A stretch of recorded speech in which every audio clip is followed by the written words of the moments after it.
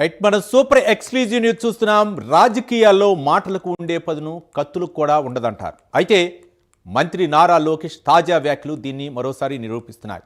ముహూర్తం పెడతా అని నారా లోకేష్ అనడం కేవలం వైసీపీకి వార్నింగ్ మాత్రమే కాదు, అది రెండు వైపులా పదునున్న కత్తి అనే టాక్ వినిపిస్తుంది.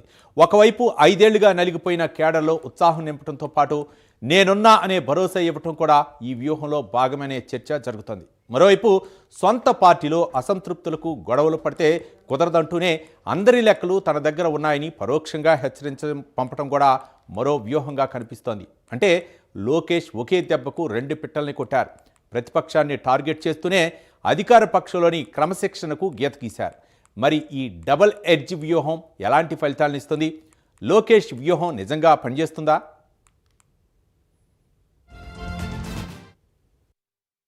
అరే 53 రోజుల్లో నువ్వు మా నాయకుడిని అరెస్ట్ చేసి ఇదే రాజమండ్రి జైల్లో బంధించి ఏం పీకావయ్యా?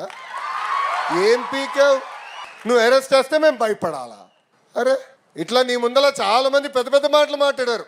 వాళ్ళందరి పరిస్థితి ఏమైందని ఒక్కసారి ఆ సైకోని ఆలోచించమని నేను అంటున్నా. అంతేగాని ఈ మధ్యన చూస్తున్నా రప్పరప్ప అంటే ఏంటి రప్పరప్ప? 2 రప్పరప్ప మేము పీకుతాం. ఎర్ర బుక్లో 3 పేజీలనే, ఇంకొన్నాయి చాలా పేజీలు. ఎవరికి ఎప్పుడు ముహూర్తం పెట్టాలో నాకు తెలుసురా భయ్.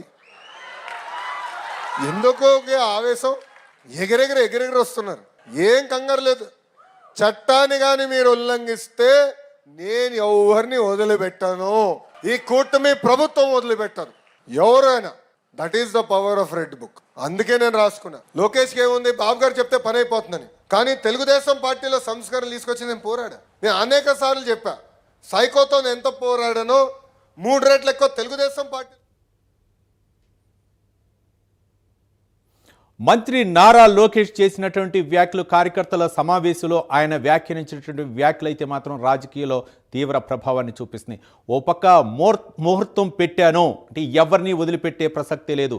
మరో పక్క పార్టీలో క్రమశిక్షణ, మరో పక్క ప్రతిపక్షాన్ని గతంలో 5 సంవత్సరంలో ఇబ్బంది పడ్డాం, కార్యకర్తలు చాలా ఇబ్బంది పడ్డారు, ఎవరిని కూడా వదిలిపెట్టను, రెడ్ బుక్లో చాలా పేజీలు ఉన్నాయి, ఇంకా సమయం ఉందనే విధంగా ఆయన వ్యాఖ్యానించారు. ఈ వ్యాఖ్యలు ఎలాంటి పరిణామాలకు దారితీస్తే తదితర అంశాల గురించి మా కరెస్పాండెంట్ శ్రీహరి మరిన్ని వివరాలు అందించడానికి సిద్ధంగా ఉన్నారు.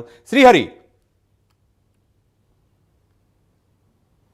Right, good morning Ravi. ఏదైతే నిన్న రాజమండ్రిలో మంత్రి నారా లోకేష్ వ్యాఖ్యలు చేసిన వ్యాఖ్యలు ఏవైతే ఉన్నాయో ఇవన్నీ కూడా రాజకీయంగా ప్రస్తుతం రాజకీయాల్లో అయితే వేడి పుట్టిస్తున్నాయి. అయితే దీంట్లో ప్రధానంగా గత ప్రభుత్వం ఏదైతే వైసీపీ ఏదైతే ఉందో ఆ పాలనలో చేదు అనుభవాలు ఏవైతే ఉన్నాయో ఆ చేదు అనుభవాలని మరొకసారి గుర్తు చేసుకుంటూ ఆ టైంలో ఏదైతే రెడ్ బుక్ రాజ్యాంగం ఏదైతే రెడ్ బుక్ని ఏదైతే తాను తీసుకున్న నమ్మిన సిద్ధాంతం ఏదైతే ఉందో దీనిపైన అయితే మంత్రి నారా లోకేష్ ఒక స్పష్టమైన ప్రణాళికతో ముందుకు వెళ్తున్నట్లయితే కనపడుతుంది. దీనికి ఇప్పటికే ఒక టైం, ఏ టైంలో ఎవరిని ఎలా నన్ను ఇబ్బంది పెట్టారో వారందరినీ కూడా గుర్తుంచుకున్నాను, ఆ టైంకి వారికి అలాంటి పరిస్థితుల్ని కల్పిస్తాను అంటూ కూడా నిన్నైతే స్పష్టమైన ఒక ప్రణాళికతో ముందుకు వెళ్తున్నాను దానికి సంబంధించి అని చెప్పని నిన్నైతే రాజమండ్రిలో స్పష్టం చేశారు.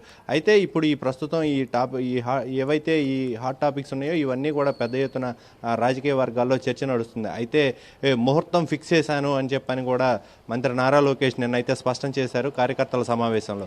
అయితే ఇప్పుడు ప్రస్తుతం గత చేదు అనుభవాలు, తన తండ్రిని 53 రోజులు రాజమండ్రి సెంట్రల్ జైల్లో అన్యాయంగా ఉంచారంటూ ఆయన అయితే దాన్ని అయితే పెద్ద ఎత్తున నిన్న కార్యకర్తలతో చర్చించారు. దీంతోపాటు తమ తల్లి, అదేవిధంగా అప్పటి ఎమ్మెల్యే రాజమండ్రి ఎమ్మెల్యే ఆదిరెడ్డి భవానీ తనను కూడా అసెంబ్లీలో ఏదైతే లిక్కర్ పైన మాట్లాడుతున్న సమయంలో కూడా తనని ఇష్టం వచ్చినట్లుగా మాట్లాడారంటూ కూడా మంత్రి నారా లోకేష్ అయితే మరొకసారి దాన్ని గుర్తు చేసుకుంటూ ఆ రోజు ఎవరైతే అవహేళనగా మాట్లాడారో, ఎవరైతే ఇబ్బందులు పెట్టారో వీళ్ళందరినీ కూడా రెడ్ బుక్లో మరో 3 పేజీలు, అదేవిధంగా వాటికి ఒక టైం గైడ్ లైన్స్ కూడా నేను ఇచ్చాను, ముహూర్తం ఫిక్స్ చేశానని చెప్పని అయితే మంత్రి నారా లోకేష్ స్పష్టం చేశారు.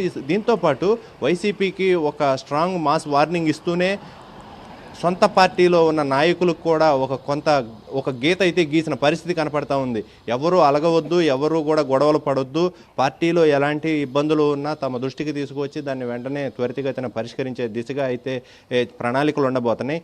అయితే ఇది గత చేదు అనుభవాలు ఏవైతే ఉన్నాయో ఇవన్నిటిని కూడా మంత్రి నారా లోకేష్ దృష్టిలో పెట్టుకొని ప్రస్తుత రాజకీయాల్లో ఒక వ్యూహాత్మకంగా ముందుకు వెళ్తున్న పరిస్థితి అయితే కనబడతా ఉంది. ఎక్కడికక్కడ జిల్లాలను, అదేవిధంగా మండలాలను, అదేవిధంగా గ్రామ స్థాయిలో పార్టీని మరింత బలోపేతం చేసుకుంటూ ఎక్కడ ఏ ఇబ్బంది వచ్చినా కూడా తమ దృష్టికి తీసుకువస్తే వెంటనే దాన్ని పరిష్కరించి ఆ సమస్యలన్నిటినీ కూడా త్వరితగతిన పరిష్కరిస్తామని చెప్పని అయితే మంత్రి నారా లోకేష్ ఒక హామీ ఇచ్చారు. అయితే కార్యకర్తలను మాత్రం ఎక్కడ కూడా మర్చిపోను, కష్టకాలంలో నాకు అండగా నిలబడ్డారు, పార్టీని కష్టకాలం నుంచి కూడా కాపాడిన పరిస్థితి మీ అందరి కష్టాల వల్లే, మీ అందరూ ఏదైతే మీ సహకారంతోనే 164 సీట్లు గెలుచుకున్నామని చెప్పని అయితే మంత్రి నారా లోకేష్ స్పష్టం చేశారు. దీంతో పాటు కార్యకర్తలకు ఏ సమయంలో ఏ కష్టం వచ్చినా అండగా ఉంటాం, పార్టీ మరింత బలోపేతం చేసుకుంటూ ముందుకు వెళుతూ రానున్న రోజుల్లో పార్టీని 100 సంవత్సరాలు మరింత దిశగా అధికార దిశగా ముందుకు తీసుకువెళ్లాలని చెప్పని అయితే మంత్రి నారా లోకేష్ అయితే స్పష్టం చేసిన పరిస్థితి కనబడతా ఉంది. Ravi, right, thank you Srihari.